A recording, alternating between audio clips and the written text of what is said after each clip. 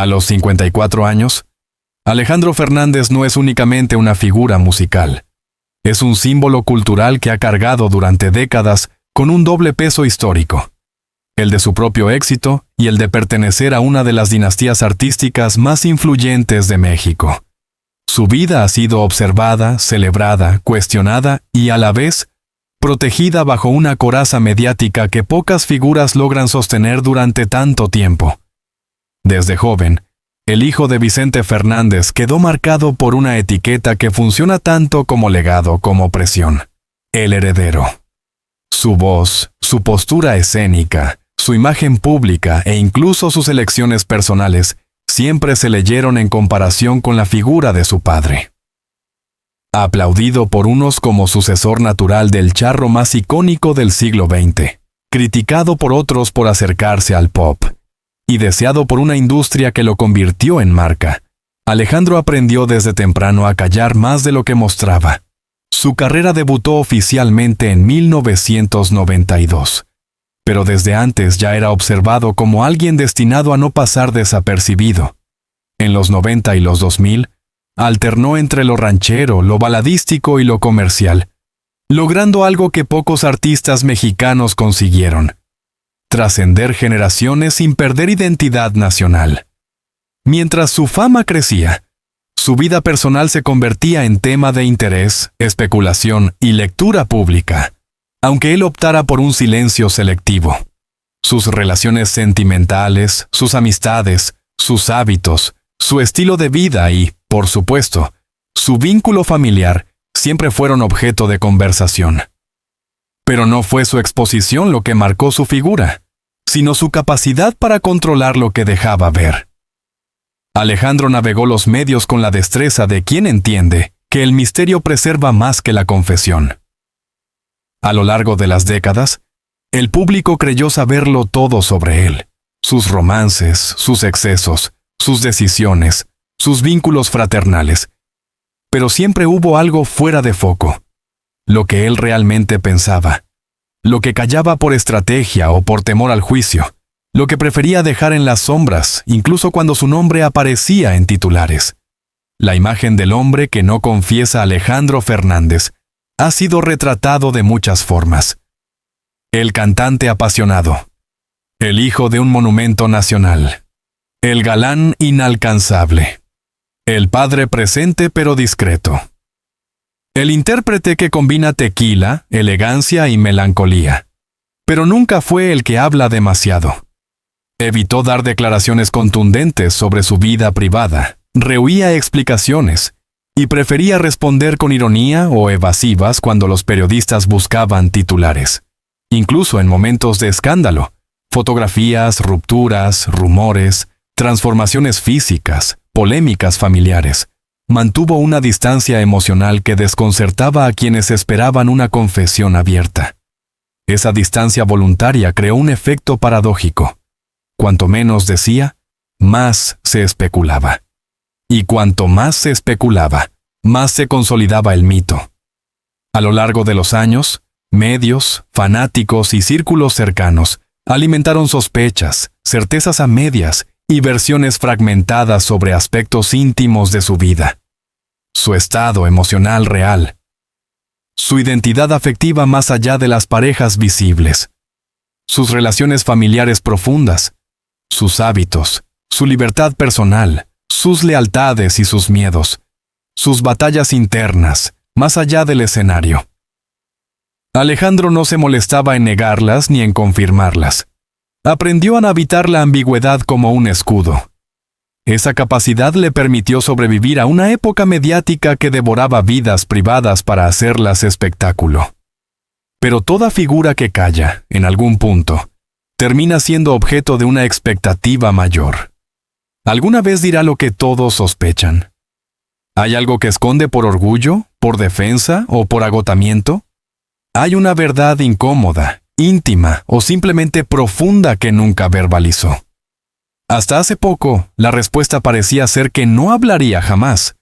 Pero el paso de los años, la muerte de su padre, los cambios internos, sus nuevas dinámicas personales y la inevitable confrontación con su legado, empezaron a alterar ese silencio histórico. Cuando alguien atraviesa 5 décadas de vida bajo foco constante, cargando con éxitos, fracasos, duelos, amores e hijos convertidos también en figuras públicas, llega un momento en que callar exige más energía que hablar. Y ese punto parece haber llegado para él. La pregunta ya no era si existía algo por decir, sino si alguna vez estaría dispuesto a reconocerlo. Y ahora lo está. Porque no proviene de un artista escandaloso, sino de uno que construyó su figura sobre lo que no decía. Porque no es un adolescente imprudente, sino un hombre que ha vivido bajo expectativas colectivas. Porque no se trata de un rumor pasajero, sino de algo que el público intuía desde hace años. Lo que revelará, lo que ya empezó a revelar, no sorprende porque sea desconocido, sino porque por fin lo dijo él. Durante más de 3 décadas de trayectoria mediática, el nombre de Alejandro Fernández ha estado vinculado a distintos relatos públicos que fluctuaron entre lo oficial, lo inventado y lo tácitamente aceptado. Él construyó una carrera artística que creció al mismo ritmo que los rumores, pero nunca permitió que esos rumores definieran su discurso. Esa conducta, a medio camino entre el blindaje emocional y la astucia mediática, generó un fenómeno particular. Se hablaba mucho de él, pero se sabía poco. A diferencia de otras figuras que reaccionan, aclaran o se defienden, Alejandro optó por una estrategia de silencio activo: escuchar, dejar correr, no intervenir. Así evitó alimentar conflictos, pero también creó un espejismo, el de un hombre al que nada lo toca y nada lo desestabiliza. Sin embargo, ese mutismo calculado no eliminó el eco de ciertas dudas persistentes, que con el paso del tiempo se convirtieron en sospechas colectivas.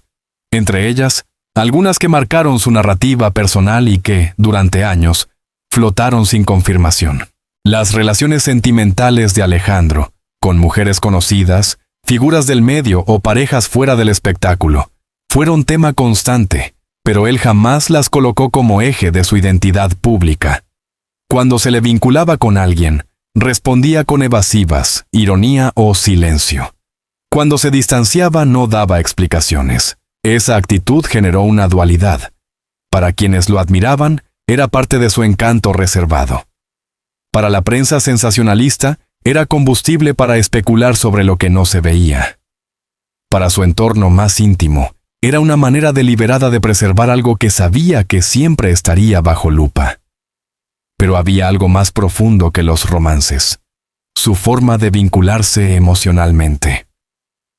Durante años se señaló que su postura sentimental oscilaba entre la intensidad privada y la distancia pública. Algunos lo veían como un hombre enamoradizo, otros como alguien que no se comprometía a largo plazo. Ninguna versión lo retrataba completo. Con el paso del tiempo, comenzaron a circular interpretaciones más profundas sobre su mundo afectivo.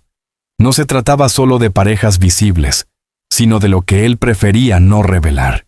Su necesidad de proteger vínculos fuera de la mirada pública, su resistencia a etiquetas sentimentales, su incomodidad ante cualquier intento de definir su intimidad desde afuera. Y sobre todo, la sospecha constante de que lo que mostraba no era todo lo que había. Muchos entrevistadores, sin decirlo directamente, intentaron abordarlo desde este ángulo. Algunos le preguntaban por qué evitaba hablar de su vida personal. Otros aludían a su lado más reservado. Él respondía con frases breves, sonrisas incómodas o comentarios genéricos. Nunca lo negó, nunca lo confirmó. La prensa especulaba, el público intuía, él callaba. Otro punto de tensión fue su apariencia física y su relación con el paso del tiempo. Las transformaciones físicas del cantante, algunas naturales, otras comentadas hasta el cansancio, alimentaron teorías, comparaciones con su padre y lecturas sobre su identidad. A veces se lo veía completamente tradicional. Otras, con un aire estilístico que rompía estereotipos históricos del charro mexicano. Eso abrió conversaciones paralelas sobre masculinidad, estética, libertad, autoestima e identidad. Y en medio de esas conversaciones aparecía, casi siempre en voz baja, Una pregunta. ¿Qué es lo que Alejandro elige no decir sobre sí mismo? ¿Y por qué? Ser hijo de Vicente Fernández no solo le legó una carrera, sino una lupa. Cualquier declaración que diera sería comparada con los valores, silencios y posturas del patriarca. Eso dificultó, durante años, que pudiera expresar ciertos aspectos sin ser medido por el molde ajeno. Y aunque él intentó modernizar su imagen sin romper con la tradición ranchera, muchos temas no dichos quedaron atrapados entre lo que debía respetar y lo que deseaba callar. Entre las especulaciones más persistentes, hubo una que acompañó su nombre durante décadas. La idea de que había una parte de su vida emocional, personal o identitaria que nunca quiso, o nunca pudo, decir abiertamente. No se trataba de un señalamiento negativo, sino de una sospecha cultural, que había algo profundamente cierto en lo que él nunca desmintió, precisamente porque el silencio lo protegía más que la negación. De vez en cuando, surgía una entrevista donde alguien rozaba el tema. Preguntas indirectas, comentarios ambiguos, guiños interpretativos. Nunca lo enfrentó como conflicto, pero tampoco se defendió como si fuera ataque. Ese comportamiento, tan poco reactivo como revelador, alimentó la idea de que su respuesta era, en realidad, su silencio. A medida que se acercaba a los 50, algo cambió sin que él lo hiciera evidente. La muerte de su padre, las tensiones familiares, las nuevas generaciones dentro del clan Fernández, su rol como abuelo y su desgaste emocional, empezaron a mover piezas internas. El paso del tiempo ya no era un telón de fondo, sino un espejo. Fue en esa etapa cuando comenzó a conceder entrevistas más reflexivas, con menos filtros automáticos. No lo dijo, pero se notaba. Ya no le interesaba sostener versiones prestadas. Tampoco reaccionaba ante rumores. Los dejaba morir o sobrevivir solos. Pero su postura ya no era defensiva, era expectante. Quienes lo rodeaban empezaron a notar un cambio en su forma de hablar de sí mismo. Más pausa, más introspección, menos evasión automática. No era una renuncia a su estilo reservado, sino una grieta en esa muralla que construyó durante años. Y esa grieta, tarde o temprano, abriría paso a lo inevitable. Admitir lo que durante décadas muchos sospecharon. Y él nunca había articulado. El escenario estaba preparado, aunque nadie sabía cuándo ni cómo llegaría el momento. No fue en una conferencia de prensa, ni en una entrevista preparada, ni en un comunicado teatral. Tampoco lo dijo para generar impacto comercial, ni como maniobra mediática, ni como reacción a un titular incómodo. Lo que Alejandro Fernández admitió, aquello que durante tantos años flotó como sospecha colectiva, surgió en un momento controlado, simple y directo, pero profundamente simbólico. Lo dijo cuando ya no necesitaba protegerse del qué dirán. A los 54 años, después de décadas de rumores, silencios y lecturas públicas incompletas, el cantante decidió asumir una verdad que nunca había negado, pero que tampoco había puesto en palabras propias. Y lo hizo sin dramatismo, sin disculpas y sin rodeos. No fue una revelación escandalosa, sino un cierre narrativo de algo que llevaba demasiado tiempo en boca de otros. Alejandro Fernández finalmente reconoció que muchas de las sospechas sobre su vida personal no eran fantasías externas, sino parte de su identidad emocional, afectiva y humana. No dio nombres, no dio cronologías, no ofreció detalles, pero sí hizo algo mucho más contundente. Dejó de esconder el hecho de que su intimidad nunca fue exactamente como la prensa o el entorno familiar tradicional quiso suponer. Admitió, con plena calma, que no siempre mostró su vida como era. Calló por preservación, no por vergüenza. Su forma de amar, de vincularse y de sentir nunca respondió a los moldes que se le quisieron imponer. Muchas veces eligió el silencio porque hablar habría significado exponerse a juicios que no estaba dispuesto a enfrentar. Y lo más fuerte, que él sabía perfectamente lo que los demás sospechaban, y simplemente decidió no confirmarlo antes, porque la etapa de sostener una imagen ya terminó. Sus hijos ya son adultos, su carrera está consolidada, su rol público no depende de agradar a sectores conservadores, y el peso de pertenecer a una genealogía rígida ya no define sus decisiones. La muerte de Vicente Fernández también influyó. La figura del padre, tan omnipresente como respetada, marcó décadas de autocensura emocional en Alejandro. Hoy, sin esa sombra encima, se permitió decir lo que antes solo pensaba. Además, la prensa ya no lo presiona como antes. Los ataques mediáticos ya no lo afectan. Las redes no lo controlan. Los tiempos cambiaron. Lo que antes se castigaba con escándalo, hoy se escucha con madurez. La clave no fue lo que dijo, sino cómo lo dijo. No usó defensivas, no explicó, no justificó, no negó nada, solo dejó claro que no tiene nada más que esconder. Y ese gesto, viniendo de un hombre que construyó su reputación sobre el silencio, equivale a una declaración abierta. Lo que ustedes creyeron por años no estaba mal. Solo no era momento de hablarlo. Su admisión no lo quiebra, lo humaniza, no lo divide, lo completa. No borra su imagen de charro moderno, la amplía. En lugar de debilitar su figura, la libera de la tensión entre lo público y lo privado. Con esta revelación, el mito se convierte en hombre, y el hombre, por primera vez, se narra a sí mismo sin miedo, sin filtro, y sin la expectativa de complacer a quienes lo querían perfecto, normativo o predecible. ¿Qué cambia a partir de ahora? Deja de cargar con la obligación de aparentar. Gana control sobre lo que antes otros interpretaban por él.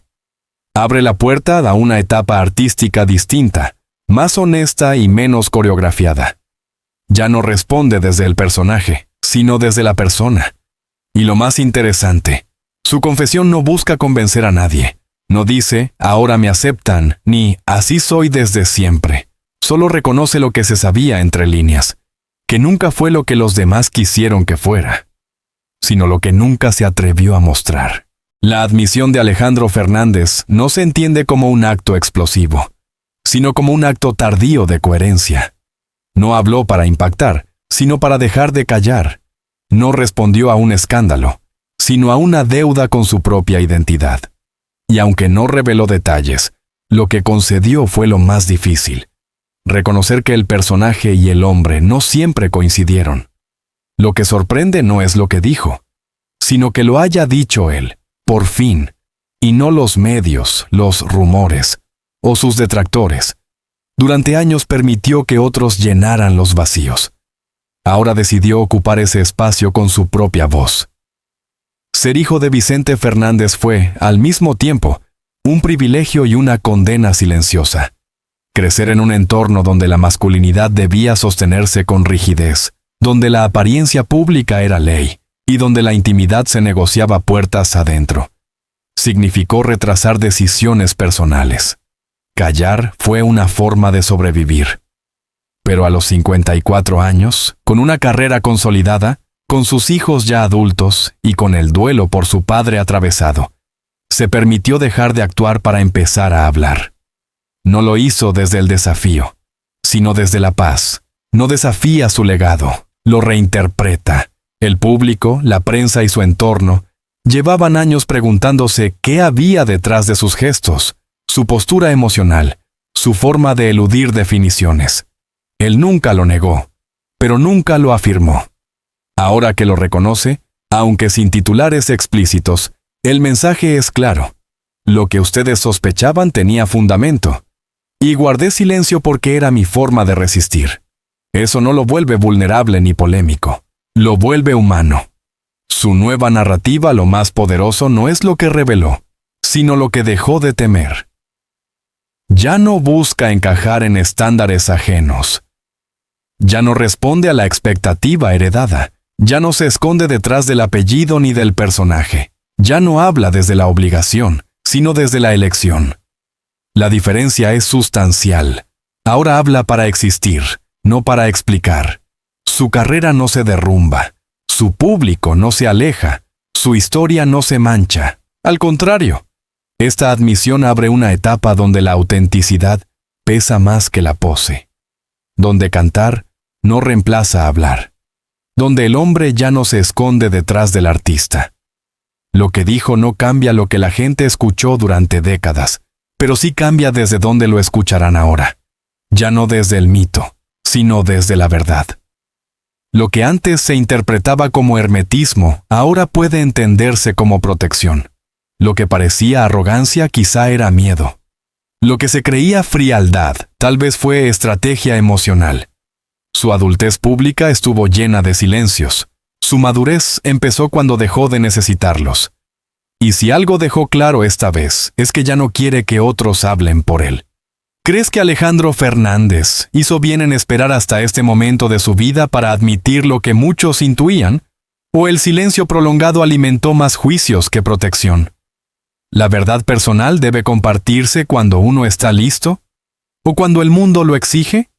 Comenta, dale like y suscríbete para no perderte más investigaciones, análisis profundos y revelaciones humanas sobre las figuras que marcaron y siguen marcando la cultura latinoamericana.